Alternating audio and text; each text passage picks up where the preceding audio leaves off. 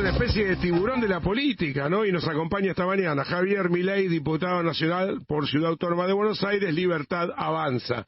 Hola Javier, gracias por atendernos, buen día. Buen día, Ari, un gusto enorme hablar contigo nuevamente, y si nos ponemos a hablar de bajar la inflación, podemos poner homenajeando a Lalo Schifrin, la música es Misión Imposible. Sí, esperemos que no sea Misión Imposible, que el día que el señor Milei presida la nación, meta un shock y baje la inflación. Si vos sos presidente, ¿en cuánto tiempo la volteás? Si las reformas del Banco Central las podemos hacer, más bien asumimos, sería 1 año y medio. 1 año y medio. Sí. Esto tendría que ver con que se dejaría de emitir, o se emitiría menos. Si vos cortás hoy la emisión monetaria, por ejemplo, recién vas a ver el efecto entre 18 y 24 meses. El mejor ejemplo lo tenés con la convertibilidad. ¿Sí? Argentina venía de 2 hiperinflaciones, venía de la hiperinflación del Alfonsín en torno al 5.000%, y cuando falla la sucesión de planes de Menem, el de Bungibor 1, Bungibor 2 y las distintas versiones del plan Herman, se detona la hiperinflación, y ahí viene Cavallo, establece la convertibilidad, y vos, desde abril del 91 hasta inicio del 93, vos tuviste inflación. O sea, inflación en dólares y en pesos, porque bueno, en ese momento estabas con pesos. Y a partir de 1993, es decir, cuando se te corrigieron todos los desajustes de precios relativos que vos tenías fruto de las 2 hiperinflaciones, a partir de ahí Argentina pasa a ser el país con menos inflación del mundo. Es decir, te tenés que, por decirlo de alguna manera, aguantar los rezagos de la política monetaria. O sea, no es que vos cortás hoy y la inflación se corta, no. Vas a tener que aguantarte los efectos de la política monetaria que hiciste durante los últimos 18 meses. Ahí tenés que tener, el que sea presidente, mucha autoridad y también mucho consenso, porque si no, esa transición hay que ir a Marte para aguantarla, ¿no?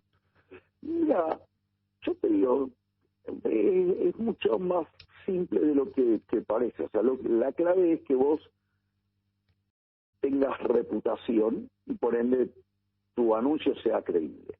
Eso lo que hace es coordinar mucho más rápido a los agentes, y eso te permite que el programa sea exitoso, si está bien diseñado, obviamente, ¿no?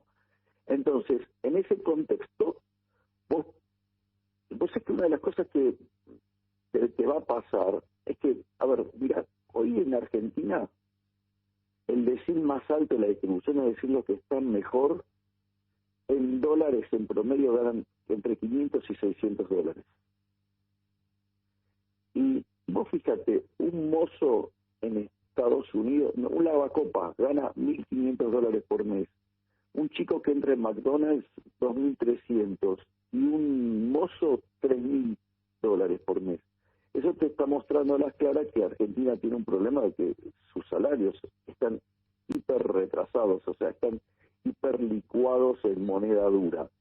Cuando vos estabilices, lo que vos vas a tener es una fuerte recomposición de precios relativos, y eso va a hacer que los salarios medidos en dólares, por decirlo de alguna manera, o en moneda dura, van a crecer muy fuertemente.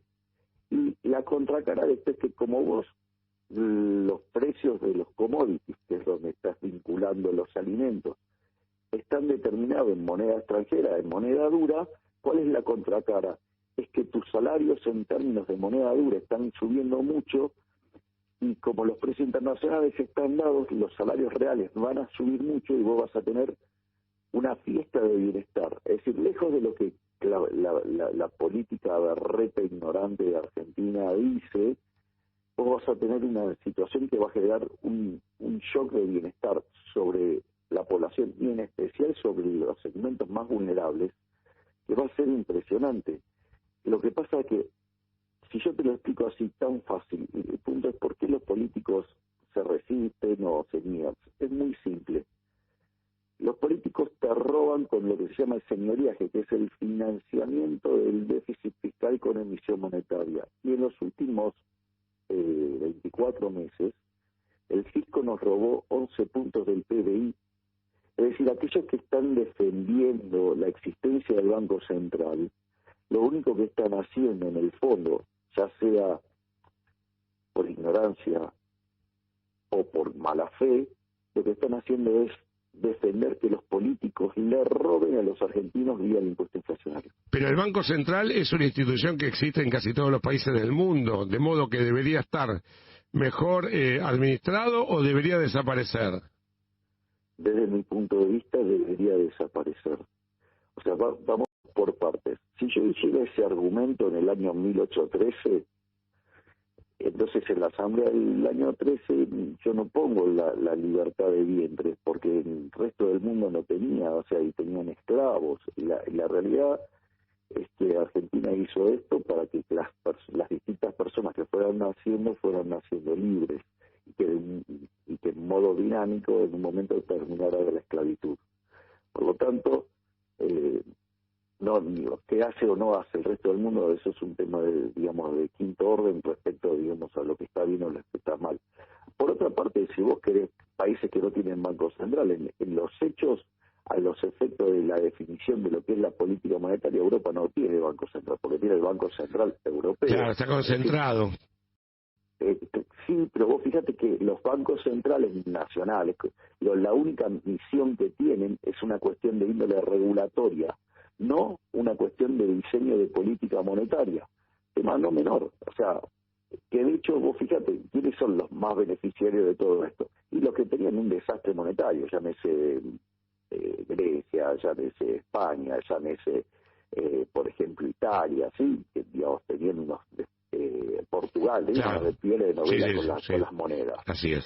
Entonces, es más, Argentina no tenía banco central hasta 1935 y sin embargo era una potencia mundial. Javier, quiero aprovecharte a hacer un punteo porque sé que tenés prisa y nosotros curiosidad. Ayer dijo Cristina que esta inflación no es consecuencia del déficit fiscal, no es consecuencia de la presión tributaria y no es consecuencia de la oferta y la demanda. Básicamente es consecuencia de los empresarios. No tenés el tiempo que tendrías para una cátedra, pero me decís 2 o 3 minutos de por qué tiene razón o está equivocada Cristina. A ver, ahí, primero, la realidad es que es incorrecto creer que los precios vienen determinados por la suma de costos. O sea, esto es un error que se cargaba antes de 1871, cuando aparecieron Menger, Balray, Gibbons, que desarrolla la teoría subjetiva del valor. Y esto, digamos, este problema previo a eso lo reflota Keynes en 1936. Pero básicamente es decir que los precios vienen determinados por los costos, o sea, ya sea por culpa de los trabajadores, por culpa de los empresarios, por culpa que se olvide, no sé, el petróleo, digo, lo que vos quieras. Eso es falso, porque suponete vos tenés una empresa, empezás a sumar todos los costos y le pones un margen de ganancia y vas al mercado. Y eso no necesariamente el mercado te lo va a pagar. O sea, si el mercado te lo paga, te va bien, y si no te lo paga, quebrás. Entonces, ¿qué quiere decir? Si los precios fueran determinados por los costos, no existirían las quiebras. Y las quiebras existen. Por lo tanto, la teoría objetiva del valor no tiene sentido, porque de hecho lo que está diciendo es que en el mercado podría haber lugar para los ineficientes, y eso no es cierto. O sea, los ineficientes quiebran. Después dijo otras cosas. Después, por ejemplo, cuando ella dice que el problema no es el déficit fiscal y el problema es la evasión, en realidad ahí está cometiendo un error conceptual, hay una contradicción, porque en el fondo ella te está diciendo que el problema de la inflación es que no tenés suficiente recaudación fiscal, y eso es porque entonces el déficit lo estás monetizando. O sea, ahí hay una contradicción, ahí cae en una contradicción, y eso hace que el argumento esté mal, porque te dice, no, bueno, entonces si yo subo la presión fiscal, entonces no hay inflación. Es decir, ahí lo que hizo fue mezclar términos y los mezcló de manera contradictoria, porque ella básicamente lo que dijo cuando estaba hablando de inflación, estaba hablando de una teoría que se llama la teoría moderna de la inflación, de la teoría monetaria moderna, que no tiene nada ni de teoría ni de moderna. Es decir, básicamente lo que dice es que cuando vos tenés que desempleo tenés que emitir, sí, para aumentar el gasto público, y que eso Ella dice que Estados Unidos lo hace, pero porque Estados Unidos lo hace porque tiene portaaviones y la maquinita de imprimir los dólares. Bueno, lo de Estados Unidos, yo ahora lo puedo explicar también, pero el punto es el siguiente.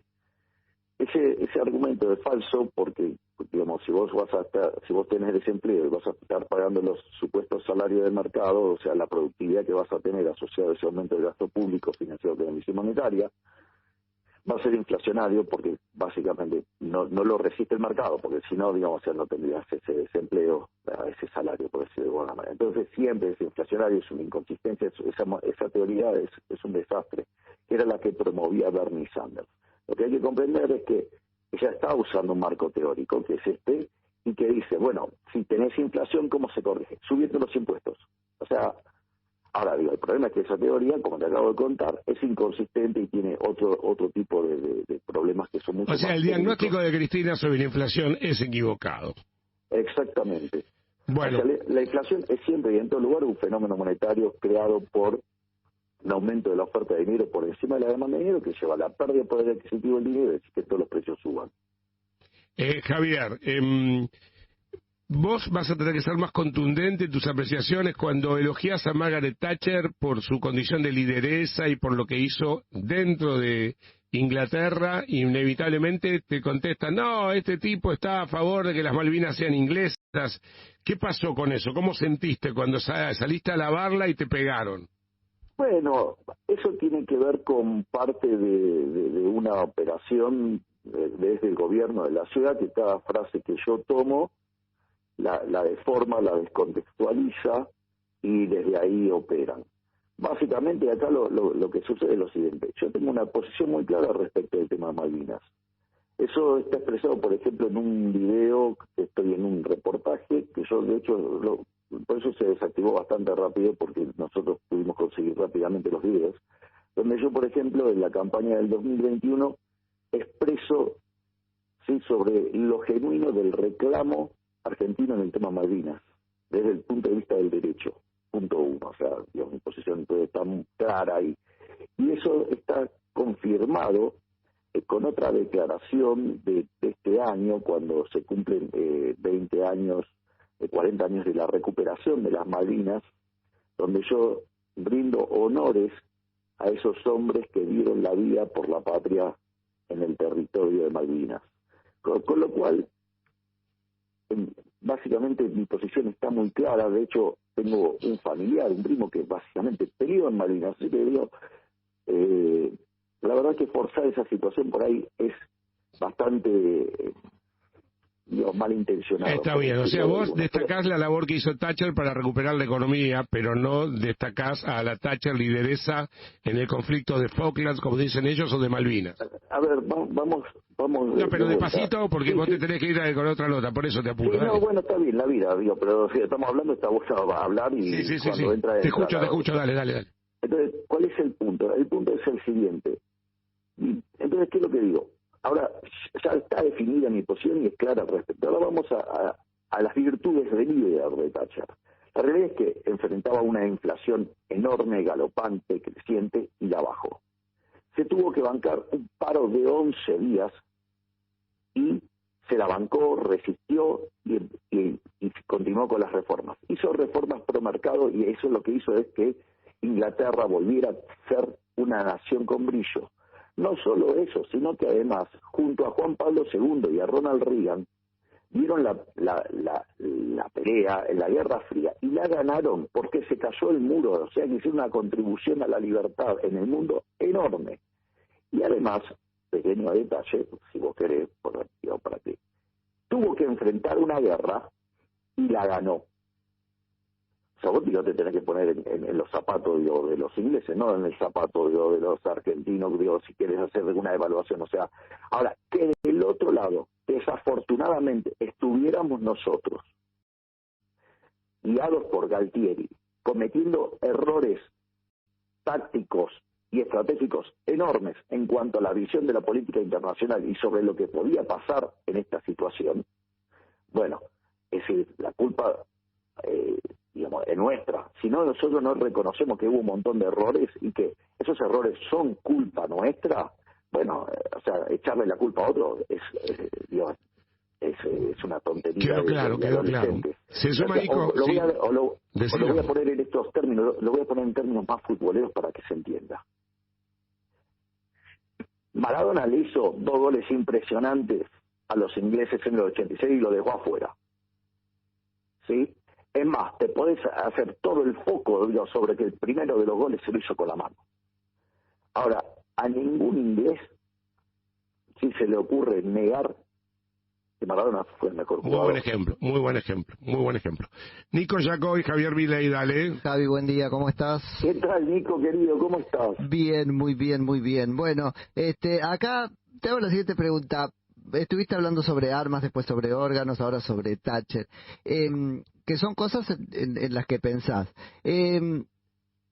La vuelta que recibiste todo eso es porque son ejes de incorrección política, dado el sentido común imperante. ¿Son errores políticos tuyos hablar de cosas sobre las que no sé si corresponde? ¿Dónde lo pones para tener una idea de primera mano de cómo mensurás y evaluás todas estas cosas de las que se están hablando tanto, no? A ver, vamos a ponerlo en contexto. Yo hice un debate de 5 horas y media con Juan Grabois. Sí. O sea, Jorge Fontevecchia propuso que hiciéramos un debate. Me pareció un debate muy interesante, que era para pensar el mundo del futuro directamente. Era una cosa abstracta, muy interesante, o sea, para pensar el futuro. Entonces, ¿cómo veían esas dos visiones a largo plazo eso? O sea, que era algo que no, claramente no era, no, digamos, no tenían exactamente que ver con un problema de la agenda de hoy, por decirlo de alguna manera, por la coyuntura. Te diría que casi era una discusión de índole filosófica, por decirlo de alguna manera. De ese, digamos, después de que el gobierno de la ciudad de Buenos Aires me ensuciara diciendo que yo no tenía capacidad de debate, digo, que yo no podía hablar con nadie porque era un intolerante, y todas las barbaridades que dijeron, la verdad que estar con alguien que está en mis antípodas y hablar durante 5 horas de manera educada sin tener ningún problema, es más, y algunas referencias que hace el propio Juan Grabois diciendo que él agradecía que, como él se sentía incómodo en términos de cómo podía ser la dinámica, yo hasta bajé el tono y adapté la velocidad para que pudiéramos hablar en su tono. Mira. ¿Sí? Bueno, pero el propio Grabois lo dice. O sea, ¿esto qué quiere decir? Que todas las mentiras que dice y opera el oficialismo de la ciudad, sí, digamos, o sea, son mentiras. Ahora, volviendo hoy, perdóname, pero tenés que ir un poquito más al foco, perdón, Javier. La pregunta puntual es, abordaste temas que da la sensación que te traen inconvenientes desde el punto de vista político, en las encuestas y demás. ¿Cuál es tu respuesta a eso? Bueno, contesto en 2 partes. Lo de las encuestas es relativo, a ver, porque hacen todos focos sobre una encuesta en particular, después hay otras que agarran y copian, ¿sí? Entonces, donde supuestamente cayó mi imagen, la positiva y subió la negativa, que es la contracara, ¿no? Ahora, bueno, supongamos que fuera el caso. La realidad es que esa misma encuesta dice que 1/3 de los argentinos quiere un gobierno no político. Hola, aquí estoy. O sea, segundo punto, esa misma encuesta dice que quiere que el programa que se ajuste y se lleve adelante sea de shock. Hola, soy el único que puedo proponer el shock. Entonces, y además, cuando vos mirás en términos de intención de votos, en esa misma encuesta, mi intención de voto no bajó, por lo tanto, viste, es una cosa bastante complicada. Respecto a los temas puntuales, digo, para ponerlo en un contexto más grande todavía, miren, si yo cuando en el año 2013, 2014 empecé a salir de manera ya más contundente en los medios, me hubiera guiado por lo que dicen las encuestas, yo tendría que ser socialista. Cuando yo fui a empezar a hablar a la televisión, economía, ser liberal era mala palabra y eso a Nico le consta. Entonces, yo digo, no contesto mirando encuestas. Si eso es para los políticos mediocres, que vayan y contesten mirando lo que dice el Focus Group. Yo contesto acorde, sí, a mi visión liberal. Es decir, yo prefiero decirte, sí, una verdad incómoda antes que decirte una mentira confortable.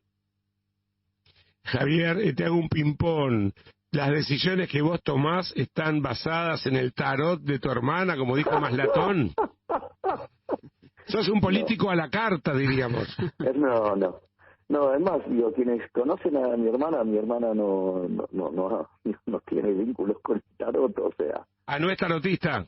No. Okay. No, mi hermana es licenciada en Relaciones Públicas y tiene 2 posgrados. Uno tiene que ver con ceremonial y protocolo, y la otra tiene que ver con el armado de eventos, y también tiene hechos unos cursos en la Universidad de Belgrano que tenían que ver con temas de comunicación y todo ese tipo de cosas.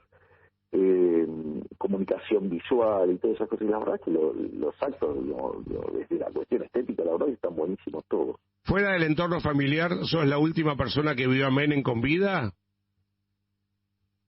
Tengo entendido que sí. Y en la situación que te recibió Carlos poco antes de fallecer, ¿en qué circunstancia fue ese encuentro? ¿Estaba todavía con cierta lucidez? ¿Fuiste a buscar una especie de bendición en función de la admiración que le tenés para el futuro?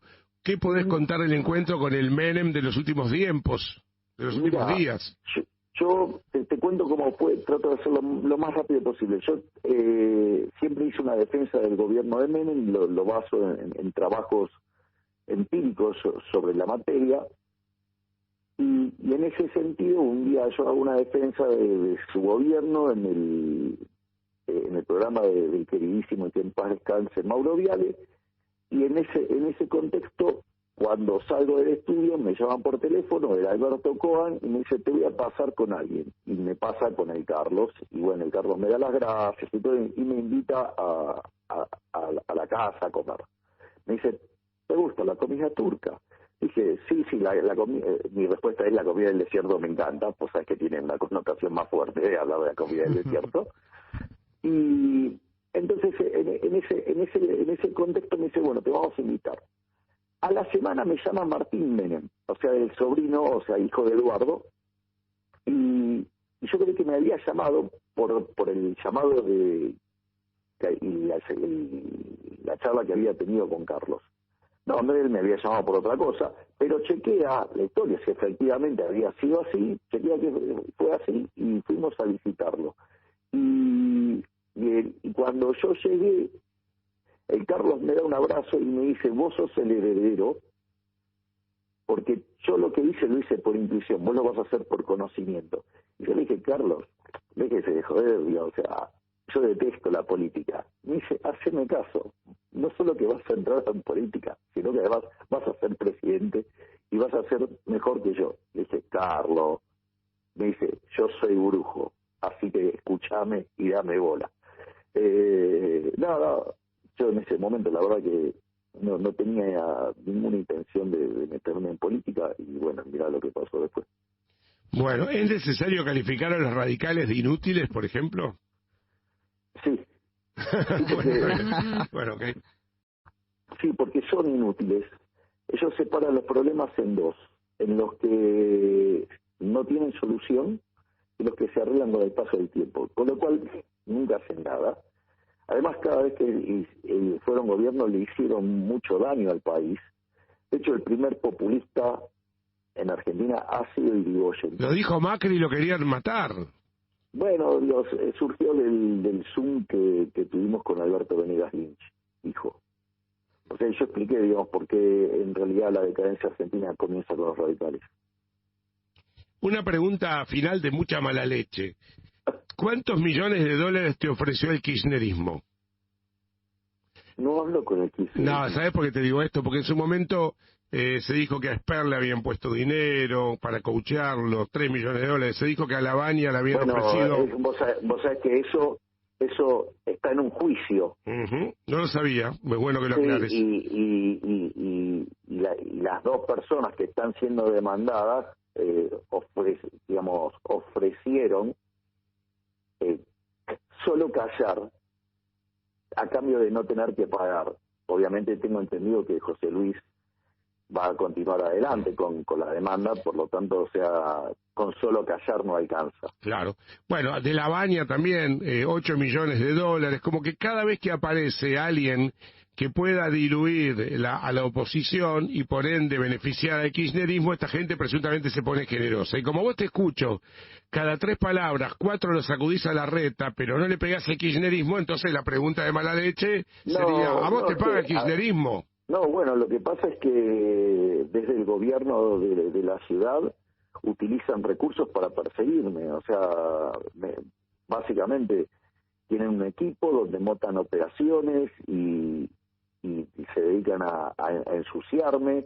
O sea, esta semana que pasó se la agarraron con mi hermana y después, o sea, inventan cosas. Bueno, pero Maslatón, entonces lo que llevó adelante con Marra obedeció a una maniobra de Rodríguez Larreta, o Rodríguez Larreta capitaliza las internas que pueda haber en tu partido. Mira, el tema de Carlos es muy simple, o sea, Carlos él mismo se reconoce como un militante inorgánico, él no es parte de la estructura, por lo tanto no podría ser parte de una interna porque no es parte de la estructura. Todo esto es tan alocado, porque vos digo, o sea, para ser, digamos, una interna, por decirle algo, tenés que estar dentro de la estructura. Si estás afuera, no sos parte de la interna, primer punto. Segundo punto, la realidad es que la referencia que hizo, la de avanzan los aliados, o sea, ni siquiera es una agrupación. O sea, es un grupo de seguidores de Twitter que le pusieron ese título como una forma de apoyar a la libertad avanza, ¿no? O sea, ¿me comprendés lo que te digo? O sea, ni siquiera tiene bollete. Está bien, pero eso se origina en la intencionalidad presunta de Rodríguez Larreta o en discrepancias que puede haber en cualquier partido y mucho más cuando está en crecimiento. Mira, en todas las estructuras hay discrepancias. En un lugar donde hay mucho crecimiento, esas discrepancias pueden ser mayores. Y además, los liberales, o sea, solemos resolver nuestras internas a cielo abierto, por decirlo de alguna manera. O sea, nosotros tenemos diferencias, las manifestamos públicamente, son parte de nuestro debate. Sí, la verdad que digo, o sea, no es como Meneo, o sea, que las internas, por ejemplo, las de Juntos por el Cambio, digo, por poco las resuelven en Fort North, ¿me entendés? Digamos que son 10.000 veces peores las cosas que se dicen. Entonces, la realidad es que a mí me parece que por lo menos es algo sincero, donde nuestras diferencias se resuelven de una u otra manera, puede ser más o menos prolijo, pero lo más importante es que son sinceras. Nico Yacoy. Qué interesante todo esto, qué interesante. Javi, te vuelvo un momento a las expresiones de Cristina Fernández de Kirchner, si se puede, y a este tema de las importaciones, ¿no? Pues estamos como suponiendo que porque no hay reservas, entonces está bien que se nos lacere un derecho que tenemos, que es el de importar lo que se me ocurra. Bueno, esto es necesario por el contexto. Vos tenés otra propuesta, debemos naturalizarlo, no debemos naturalizarlo, porque si no pasa. Bueno, no hay que naturalizarlo. Primero, vamos a pensarlo en términos de teoría económica. Es volver al mercantilismo, o sea, el mercantilismo es previo al oficiócrata. Los oficiócratas son previos a que lleguen los clásicos.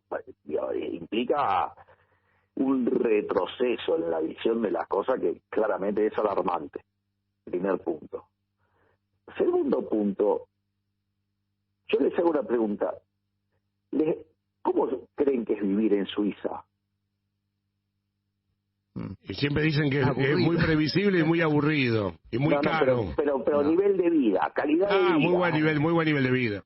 Ese es uno de los países que mejor está en el mundo. Bueno, ahora, ¿qué? Digo, lo podría hacer todavía más obsceno y decirlo en Luxemburgo directamente, pero digo, ¿qué producen los suizos? Generan turismo, generan servicios financieros, relojes, chocolates y cortaplumas. Sí. O sea, vos entras en un supermercado y es todo importado. Y no viven mal. O sea, ¿y por qué viven así? Y porque básicamente, o sea, son muy buenos en lo que hacen y entonces se utilizan. Con eso exportan y ahí se hacen de las divisas para comprar lo que consumen. Mira qué fácil que es. O sea, el caso de Luxemburgo todavía es mucho más obsceno porque, digo, solamente generan servicios financieros y tienen, digo, de los PBI per cápita más altos del planeta. O sea, ¿y qué hacen? Son los servicios financieros. Y bueno, o sea, entonces lo que voy, en ese sentido, o sea, importar tiene que ver con tu capacidad de exportar. O sea, vos vas en el fondo exportás para importar, y eso produce especialización, sí, en el trabajo, y eso hace que vos seas más productivo y ganes más y te vaya mejor, que es el caso que pasa con los países como los que acabo de mencionar. Entonces, primer punto, entonces adhiere a mala teoría económica, adhiere a mala evidencia empírica. Ahora, y que es lo más importante de todo, que es lo que dijo Nico, es la cuestión moral. Es decir, si yo me gano mi dinero honestamente, yo me puedo comprar lo que se me dé la gana porque lo gané honestamente. Sí, pero el Banco Central tiene una limitación muy grande por la mala administración, por la impericia en materia energética, por no seducir al capital y combatirlo, y 3 lapiceras más. El Banco Central está muy acotado a la hora de las reservas, entonces tiene que tener prioridad el insumo para la producción que una vinagreta.